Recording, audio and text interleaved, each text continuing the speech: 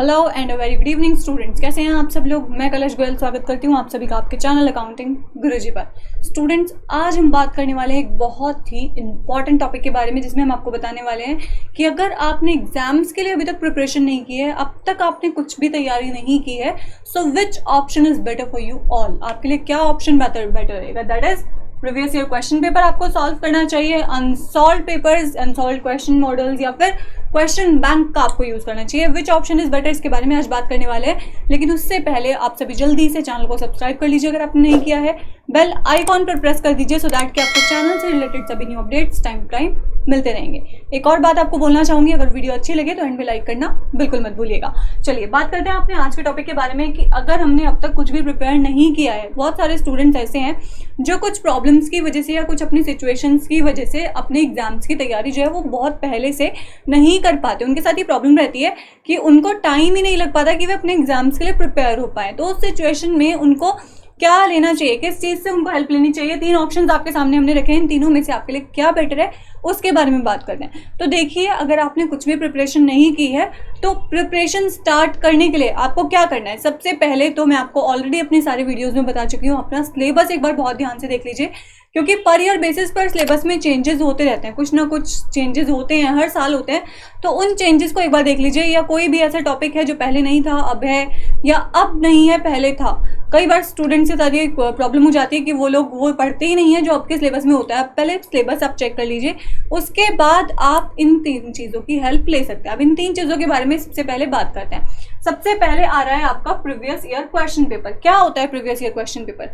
जिसमें आपको पिछले कई सारे सालों के क्वेश्चन पेपर्स जो है वो शो किए जाते हैं। It will be very helpful for you. अगर आप इनको देखते हो या इनके थ्रू आप अपनी प्रिपरेशन करते हो तो बहुत ज़्यादा आपके लिए हेल्पफुल हो सकते हैं। क्योंकि क्या होता है ना कि हमें पता नहीं होता, हमें आइडिया नहीं होता है कि एग्जाम जो है हमारा जो क्वेश्चन पेपर है वो किस तरीके का आने वाला है, उसमें कैसे क्वेश्चंस आ रहे हैं और लास्ट कितने सालों से क्या क्या क्वेश्चंस हमारे आ रहे हैं। तो हमारे लिए सबसे बड़ी हेल्प मिल जाती है हमारे प्रीवियस ईयर के क्वेश्चन पेपर्स से। पिछले 5 या 6 सालों के आप क्वेश्चन पेपर्स इसमें देख सकते हैं।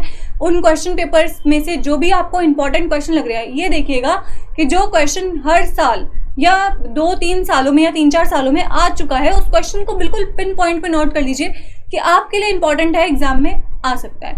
दूसरी बात, जो क्वेश्चन लास्ट में आते हुए ही आ रहे हैं, मतलब ऐसा लग रहा है कि हाँ इंपॉर्टेंट है, पहले भी आया है, पिछले 10 सालों में या 11 सालों में जब भी आया है, या अब भी हो सकता है कि आ जाए, तो उन क्वेश्चंस को आप क्या कर लेते हैं, अपने पास नोट कर लेते हैं। इसीलिए प्रीवियस ईयर क्वेश्चन पेपर जो होते हैं, पिछले साल के जो क्वेश्चन पेपर होते हैं, उनसे अगर आप प्रिपरेशन करते हैं तो आपकी प्रिपरेशन जो होती है वो और भी ज़्यादा बेटर हो जाती है। ओके, स्टूडेंट्स अपनी तैयारी तो करते ही हैं, लेकिन वो स्टूडेंट जिनको बिल्कुल ऐसा लगता है कि हमने कुछ नहीं पढ़ा है और बिल्कुल लास्ट मोमेंट पे हमें पास होना है, तो उस सिचुएशन में वो लोग लास्ट ईयर क्वेश्चन पेपर्स का यूज़ करते हैं, जिससे कि उनको हेल्प मिल सके और वो इंपॉर्टेंट क्वेश्चन के बेसिस पर अपने आंसर्स को लिख सके। नेक्स्ट बात आती है अनसॉल्व पेपर। अनसॉल्व जो हमारे मॉडल्स होते हैं उनकी, अनसॉल्व मॉडल्स क्या होते हैं, इसमें सॉल्यूशंस आपको दिए नहीं होते। ये उन स्टूडेंट्स के लिए हेल्पफुल होते हैं जिनकी प्रिपरेशन ऑलरेडी सारी हो चुकी है और अब उनको क्या करना है, अपनी टेस्टिंग करनी है कि हमने जो पढ़ा, जो हमने समझा, क्या हम उसको लिख सकते हैं। इसमें आपको क्वेश्चंस दिए होते हैं, ये अनसोल्ड होता है, जैसे कि इसमें लिखा हुआ है अनसोल्ड होता है। इसमें आपको क्वेश्चन दिए होते हैं, आपको आंसर उसमें क्या होते हैं, लिखने होते हैं। ओके, तो उससे आप खुद को एनालाइज कर सकते हैं। ये भी आपके लिए बहुत ज़रूरी है। अगर आपने परफेक्ट अपनी पूरी प्रिपरेशन कर ली है, उस सिचुएशन में आप अनसॉल्व का यूज़ कर सकते हैं। अनसॉल्व पेपर आपके लिए हो जाते हैं हेल्पफुल, क्योंकि उसमें आपके काफ़ी पिछले सालों के क्वेश्चन तो दिए होते हैं, लेकिन वो क्वेश्चंस भी दिए होते हैं जो आगे एग्जाम में आ सकते हैं और इंपॉर्टेंट है, और आपके प्रिपरेशन में क्या कहते हैं, 4 चांद लगा देते हैं। नेक्स्ट अगर बात की जाए तो आता है थर्ड हमारा क्वेश्चन बैंक। क्वेश्चन बैंक क्या होता है, इसमें भी वही सेम एज इट इज आपके क्वेश्चन जो हैं वो एक फिक्स लाइन में दे दिए होते हैं। यानी जो भी क्वेश्चन लास्ट आपने देखा हो कि क्वेश्चन बैंक जब आप देखते हैं तो उसमें बहुत सारे क्वेश्चंस ऐसे होते हैं जो आपने पढ़े भी नहीं होते। तो उस सिचुएशन में क्वेश्चन बैंक आपको ये हेल्प करता है कि जो क्वेश्चन आपके पास नहीं थे उनका भी आपको पता चल जाए। कहीं ऐसा ना हो कि वही क्वेश्चन आ जाए और आप उसका आंसर नहीं लिख पाए।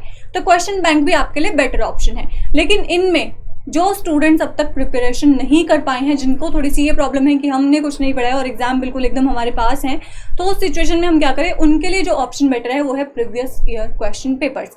प्रीवियस ईयर क्वेश्चन पेपर्स के लिए गो फॉर इट, एंड उसमें से जो भी इंपॉर्टेंट हैं, जो भी लास्ट ईयर्स में आए हुए क्वेश्चन हैं, उनको नोट कीजिए, उनका सोल्यूशन देखिए और उनकी प्रिपरेशन करना स्टार्ट कर दीजिए। एज मैं भी एक स्टूडेंट ऐसे ही आपकी तरह रह चुकी हूँ, तो उस टाइम पे हमारे साथ क्या होता था, हम भी कई बार ऐसा होता था कि कोई सब्जेक्ट हम नहीं पढ़ पाए तो हम क्या करते थे, जो प्रीवियस ईयर के क्वेश्चन पेपर्स होते थे उन्हीं को देखते थे और उनके बेसिस पर अपना इंपॉर्टेंट पूरा एक चार्ट बना लेते थे, जिसमें हमें पता होता था कि ये सारे क्वेश्चन हमें बिल्कुल पक्के कर लेना है, क्योंकि ये क्वेश्चन लास्ट ईयर से आ रहे हैं और आगे भी आने के चांसेस हैं, हमारे लिए हेल्पफुल है। ओके, एक और चीज़ आप कर सकते हैं इसमें, जैसे आपको दिया हुआ है अनसॉल्व्ड मॉडल, तो अनसॉल्व्ड मॉडल में आप वो यूनिट बहुत अच्छे से देख लीजिए जो आपकी फर्स्ट यूनिट है। फर्स्ट यूनिट मैंने आपको ऑलरेडी बताया, इंट्रोडक्शन यूनिट आपकी होती है, इंट्रोडक्शन आपको बिल्कुल अच्छे से क्लियर करना होता है, तो अनसॉल्व्ड में आप इंट्रोडक्शन यूनिट को फिल करके देख सकते हैं। अनसॉल्व भी आपके लिए हेल्पफुल है, लेकिन जो क्वेश्चन बैंक है, क्वेश्चन बैंक में आपको बहुत सारे क्वेश्चंस दिए होते हैं, तो क्वेश्चंस में कई बार होता है स्टूडेंट्स के साथ वो लोग उलझ जाते हैं।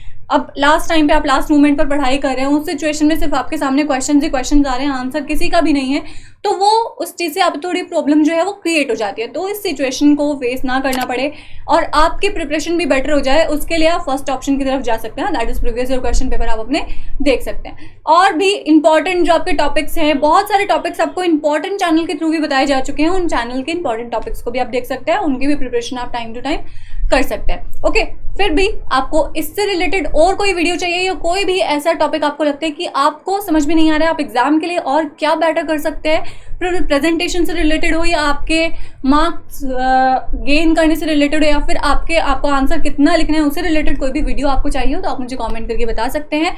वी विल ऑलवेज रेडी कि हम आपके लिए कुछ कर सके और बेटर कर सके, ताकि आप अपने एग्जाम में अच्छे मार्क्स ला पाएं। ओके, 3 चीज़ों का हमने आज एनालिसिस किया है, इन तीनों में मैंने आपको ऑप्शंस दिए हैं, तीनों के क्या क्या एडवांटेजेस हैं वो मैं आपको बता चुकी हूँ। अब आप पर डिपेंड करता है कि आप क्या ऑप्शन चूज करते हैं। Okay, all the best for your exam. फिर मिलते हैं आपसे एक नए और एक बहुत ही इंटरेस्टिंग वीडियो के साथ, तब तक के लिए शुक्रिया।